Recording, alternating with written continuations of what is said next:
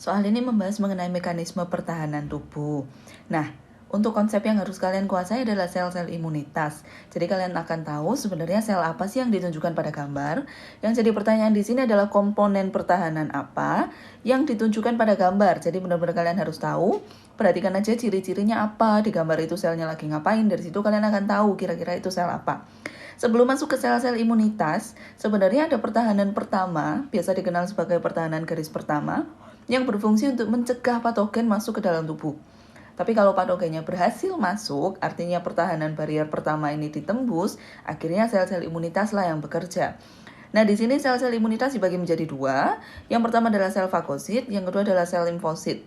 Untuk sel fagosit, ciri-ciri utamanya adalah dia bisa menelan patogen yang masuk. Jadi kalau tadi ceritanya patogennya masuk, menembus barier pertama, akhirnya ditelan oleh sel fagosit. Kalau sel limfosit ini kerjanya lebih spesifik. Jadi spesifik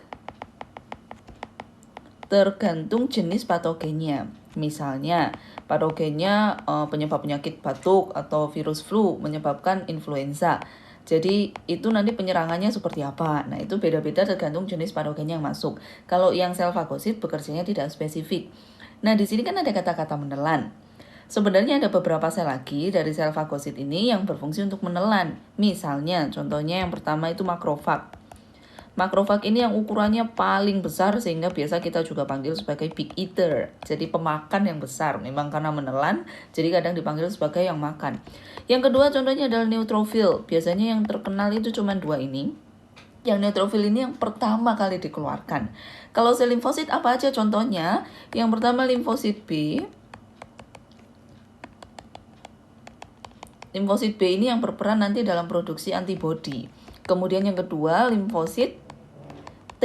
Kalau limfosit T ini bisa langsung menyerang ke patogennya, jadi nggak melalui perantara antibodi.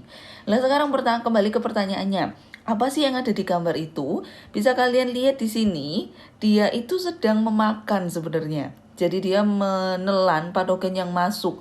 Kalau kalian lihat jaring-jaringnya yang ada di sini, nah itu sedang berusaha untuk menelan.